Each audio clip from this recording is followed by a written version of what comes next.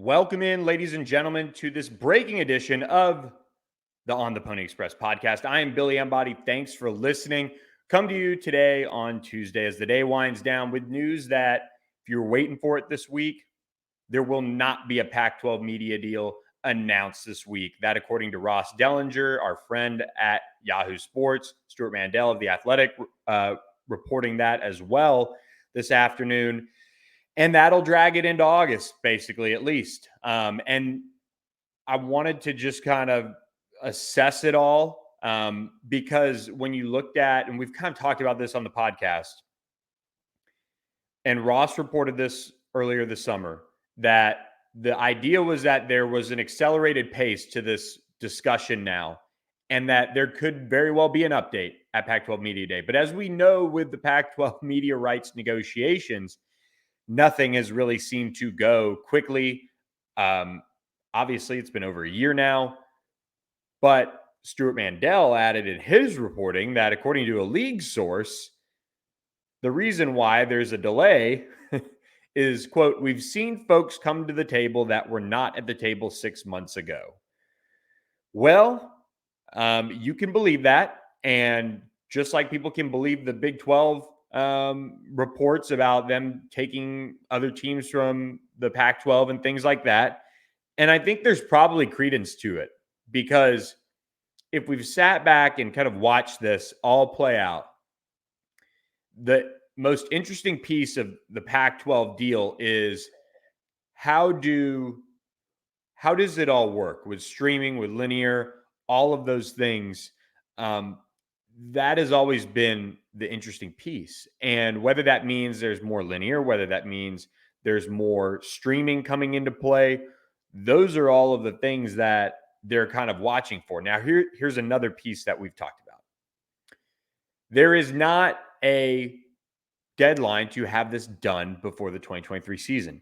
Where the Pac-12 has really gone wrong about this is leadership within the league, presidents or athletic directors or whatever. They've said, well, we feel really close. Oh, well, we feel like the end of June, if you're Washington State's president, for example. That came and went. We saw a buzz around the spring. That's one of the main issues with all of this. And during that time, the Big 12 has been able to launch its campaign to certainly try and court the likes of Colorado, Arizona. But even we've seen that. I think it's pretty clear that that's a paper tiger, kind of barring a major collapse of these discussions, which have been going on for quite some time. You see UConn being rumored. You see Gonzaga. The Big 12 is all over the place when it comes to trying to poach from the Pac-12 or add to the league. And Brett Yormark has now kind of even backed that up and said, I'm okay with staying at 12. But you've also got to know that they're going to be flexible, and leagues are going to be flexible. That's why the Big Ten took USC and UCLA. They saw an opportunity. They took it. Right now, there's not an opportunity, I don't think, for the Big 12 to take anyone from the Pac-12. And we've seen other schools get brought up when it comes to their potential expansion. I think when it comes to expansion for the Pac-12, I still feel like, and I've said this before, knowing at least that there's a chance that we don't see a TV rights deal come together. At least that can be talked about this week. But SMU and San Diego State still sit in a good position to be those expansion picks and are the likely expansion picks for the league. And all of that can't happen until the league gets the TV contract settled. And when that happens, then you can go the expansion route. So the wait continues, and we drag into August. And Ross added in his reporting that, there's an expectation now that it could happen before the 2023 season. But even that is a changeable date. And one thing that I mentioned is that the Pac-12, they would like to have this done. Everybody would like to have this done. The Big Ten continues to finalize their pieces of their puzzle before the 2024 season. The Big 12 just got theirs done. And everybody would like to be done with it. But in reality, it doesn't impact what the number is going to be, in my opinion. Now, Stuart Mandel reporting that there's people at the table that weren't there in terms of coming after the TV package is very interesting. But I don't know how much it impacts that number. And as we've seen over the course of this year, it's been everywhere from Pac-12 is dead in the water. They're not going to get a TV rights deal to Pac-12 has this and that involved in their media rights discussion. And oh, by the way, now we're seeing it maybe creep into the Big 12 number. Some people saying a little bit above, some people saying right at, some people saying right below. All of those things have happened. But at the end of the day, it hasn't changed what I think their overall number is probably going to be. The most interesting thing, once this is all done and once they have a TV rights deal, is to see who eventually comes out as the winners, so to speak, of this media rights deal. ESPN has held Pac-12 After Dark for a long, long time. You've had Fox involved with the Pac-12. There's NBC and CBS, and those especially have had other deals go their way that are very critical to their long-term future, and they're not necessarily viewed as people that are going to be in on the Pac-12. But when it comes to Amazon and Apple, the CW did just sign a deal with the ACC to get some of those games, so they're at least flirting around here. But I come back to the Pac-12 is trying, it looks like, to be this, not futuristic, but they have all of these things in place from the Pac-12 network where streaming is a very real option that as streaming takes off, the Pac-12 could be the leader behind that. And so I get the sense that you're going to see a deal come together at some point. And we can look back on this whole year and all the ebbs and flows and see really where the arguments and the leaking were really false, quite honestly, or true in some cases. But moving a date again, as we've seen Big 12 reports about poaching this school and poaching Y school, they haven't happened. And the schools that are in the Pac-12, there's no reason for them to jump ship right now. If they don't have that final deal, there's no reason to do that. And I get the feeling they've seen enough that they know that the numbers are going to be good enough that they're acceptable and they're going to keep the league in place. And we've seen a lot of the Big 12 chatter die down for the most part. We really have. And, conference realignment and these media rights deals take many shapes, forms, and all those things.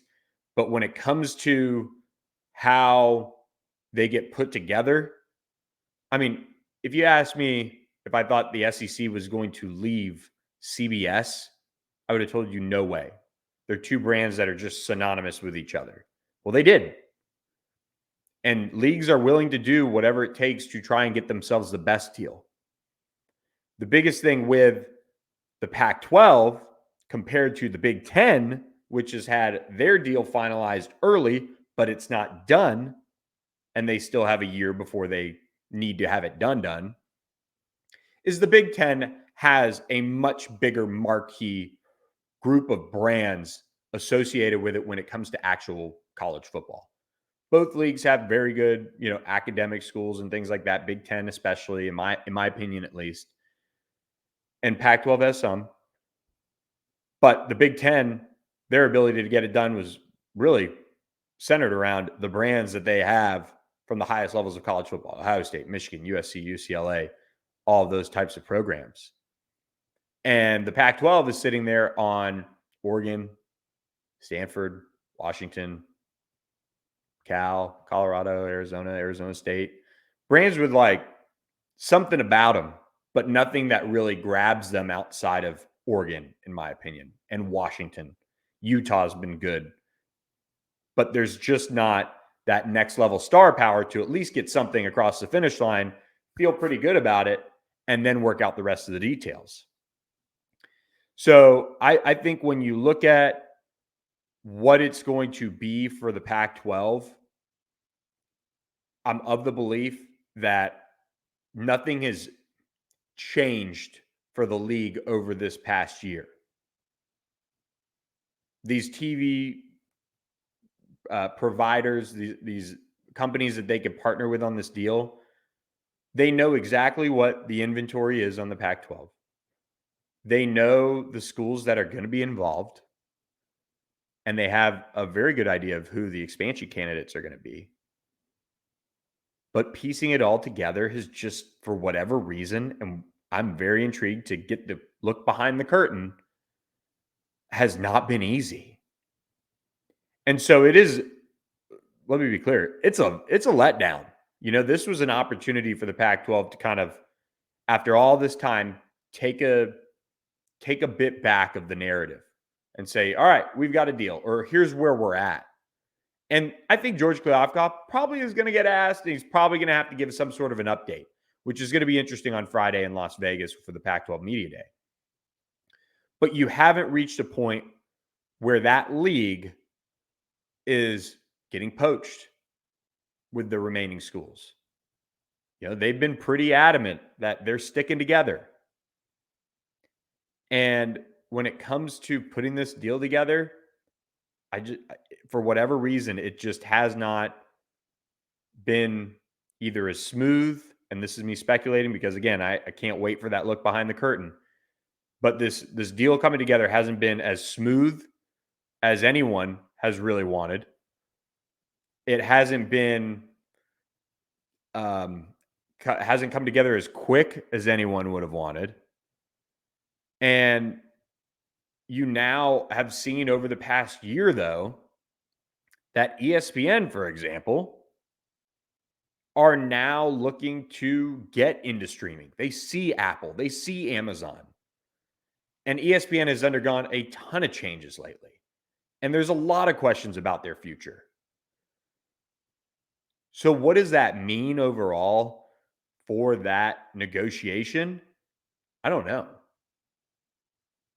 But you have a league that has not changed through all of the buzz about Colorado or Arizona or Oregon and Washington here and there. You haven't had a league that's changed. But yet, for some reason, George Kliavkoff is sitting there not ready to push the league presidents and say, you know what, we need to lock this in, and we need to get this done, and we need to move on. And I don't know why. I mean, he's the only one out of the crew that really hasn't said much. So it's going to be very intriguing to see what the comments are at the end of the week from George Kliavkoff on this and how he handles it overall. Because it is one of those things that I've said this before. I'll say it again. I don't think the league cares at all what anyone on the outside thinks as far as how long it's taking, the optics, the comments, although I think George Kliavkoff would rather them be quiet. But they just don't care. Otherwise, we'd probably see a breakup after a year of all of this. And that's just my gut. But you do have to kind of start circling the wagons here. And these Pac-12 schools, they can just leave after 2024. So, or in time for 2024. So it's not like there's nothing keeping them here. There's not a grant of rights. There's not those things hanging over the school's heads to keep them there. You've got to be able to try to siphon out what all this means. And that's just kind of like, that's my job. And without the answers of, well, this is what happened, and this provider is now in the mix and ready to come back to the table. And well, we want to give them another chance, and we want to talk to them because we will like their pitch and blah, blah, blah. And heck, we might be able to use that for more money and things like that. That's information I don't have. And a lot of people don't have. You can look at what Stuart Mandel reported on The Athletic. And he mentioned that we've seen folks come to the table that weren't there before 6 months ago. And he went on to say that, and you could read this before it hits the paywall, the patience that the presidents and chancellors are showing is paying off because waiting is going to result in better deals than the league would have gotten 3, 6, 9 months ago. And maybe when we look back, some of the reporting around, man, the Pac-12 is in a bad place. They're going to end up on the CW and that's it. Maybe we'll look back and we'll say, okay, maybe that was the case in the fall. And as things extended and streamers entered and ESPN changed their route, things changed. And we are in one of those periods of time where the future of TV, as cord cutting has, continued to gain momentum, which is now turned into full-blown streaming on a lot of levels, as that has gained more and more ground, we're seeing people, I think, really take a step back and say, well, if we're going to lock in with a grant of rights deal, we want to feel as best as we can about this. And if that means waiting because someone else is coming into the picture, and that means our schools will have even more time to gather information and make the best decision they can on it, that's probably one of the things that, at least from me kind of trying to read tea leaves, that's part of it. But if George Kliavkoff got to the point where he said, this is, and the Pac-12 just had Larry Scott. So let me just say that maybe there's a chance that George Kliavkoff can't get this done. There's a chance. Because I don't know. But if you have more time to gather information, more time for an ESPN to settle into what they're actually going to do, more time for an Amazon or an Apple to continue to work with you and figure out what the best route is, maybe there's a linear option that really emerges into a better place than it was 3, 6, 9 months ago. All of those things are good things for the league. There's more information. There's more ability to get that information. And you don't have to have it done by the 2023 season. So as this now extends into August, once again, we're back to, we'll see on when it happens. But I will say it was one of those moments where, once again, buzz kind of picks up, but the Pac-12 missed an opportunity, I think, to kind of take back the momentum. But if they're not taking back the momentum now, there's a reason. And we'll have to see how the chips fall with this TV deal to really assess, all right, did they do the right thing? Should they have taken a deal a while ago? Or were they just committed, locked in together, knowing what they had the potential to get, and they ended up getting it, and everyone was happy, and they did stay intact? Those are things we'll have to see after the fact. But for SMU, this is one of those things where they can't do anything here. They've played their cards well. They've been in the picture for expansion. They're still talked about with expansion at a very high level. And the one thing that has stayed constant over the year, especially since George Kliavkoff's visit, is SMU and San Diego State are the two schools that you're probably going to see picked for expansion in the Pac-12, which, when it comes down to it, it's kind of all that matters for SMU. Either way, you're going to get a raise. Either way, you're going to get more prestige in the Pac-12. And that's the important thing for the school. So we'll continue to track it. One of those things that, we don't know what the Pac-12 is going to end up putting together and having when it all gets finalized. And until then, we can't judge it anything more than, once again, this thing dragging out for yet another month at least. So the waiting game continues for SMU, San Diego State, Pac-12 schools, and these TV providers. But just want to kind of react to the news that came into the podcast just, an hour ago. So Hope you guys enjoyed this abbreviated version of the On the Pony Express podcast. Before I go, quick reminder, guys, you guys have to go check out Big Game USA. Check it out, the official game ball of SMU football right here. You can buy it on the site. 10% off your order and free shipping. Use promo code BEON3. A lot of people have jumped on board getting the football. Again, official game ball for SMU is made right here in Addison, Texas. So check them out, biggameusa.com. Use promo code BEON3 for 10% off your order plus free shipping. Next Tuesday, we do have our subscriber get together on Tuesday, the 25th at Katy Trail Ice House Outpost in Plano. Be there, 6 o'clock. We'll catch up. AAC Media Days is Monday and Tuesday. We'll be out there seeing the Mustangs. I just got back from Houston, where SMU's coaching staff was down there for the Texas Coaches Convention. A lot of recruiting news at ontheponyexpress.com. So subscribe for $10 a month as well. Lots to talk about on our members only YouTube channel as well, with this news breaking. And that next podcast drops on Wednesday. So check it out, $3 a month for the members only portion of the YouTube channel. So hope you guys enjoyed this podcast. Wish I had better news to give you on conference realignment and Pac-12 media deal, but that's kind of the name of the game for the last year. So we'll continue to track it at ontheponyexpress.com. Thanks for listening to this edition, and we'll catch you next time. Have a good one, everyone.